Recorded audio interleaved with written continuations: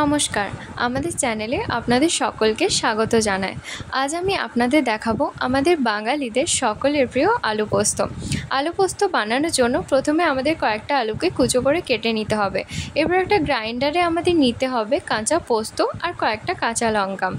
কাঁচা পোস্ত আর কাঁচা লঙ্কাটিকে ভালো করে বেটে নিতে হবে। বাটা হয়ে গেলে একটা কড়াইয়ের মধ্যে আমরা নেব সরষের তেল। তার মধ্যে গরম হয়ে গেলে দেবো আমরা 5 ফোড়ন আর দেবো সেই কাটা আলুগুলোকে, সেই কুচো করে রাখা কাটা আলুগুলোকে এরপর আমরা ভালো করে একটু ভেজে নেব।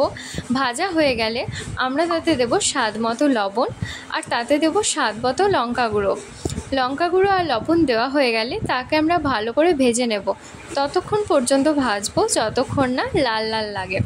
লাল লাল করে ভাজা হয়ে গেলে আমরা আলুগুলোকে সেদ্ধর জন্য দিয়ে দেব পরিমাণ মতো জল দেওয়া হয়ে গেলে সেটাকে একটু নাড়িয়ে চাড়িয়ে আমরা একটা পাত্র দিয়ে সেটাকে ঢাকা দিয়ে দেবো সেদ্ধ হওয়ার জন্য। এরপর 15 থেকে 20 মিনিট আমাদের অপেক্ষা করতে হবে। এরপর ঢাকাটি সরিয়ে আমাদেরকে দেখতে হবে আলুগুলো সেদ্ধ হয়েছে কিনা। আলুগুলো যদি সেদ্ধ হয়ে যায় সেটাকে নাড়িয়ে চাড়িয়ে আমাদের গ্যাসটিকে অফ করে দিতে হবে। গ্যাসটা অফ করে তাতে আমরা দেবো সেই বেটে রাখা কাঁচা পোস্তটি দিয়ে সেটাকে আমরা ভালো করে নাড়িয়ে চাড়িয়ে আলুর সাথে মাখিয়ে নেব।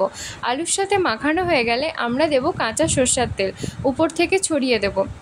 ছড়ানো হয়ে গেলে আমরা সেটাকে আবার ভালো করে মাখিয়ে নেব। এভাবেই মাখিয়ে নিলে আমাদের তৈরি আলু পোস্ত। যদি আপনাদের ভালো লেগে থাকে চ্যানেলটিকে অবশ্যই সাবস্ক্রাইব আর লাইক করে দেবেন।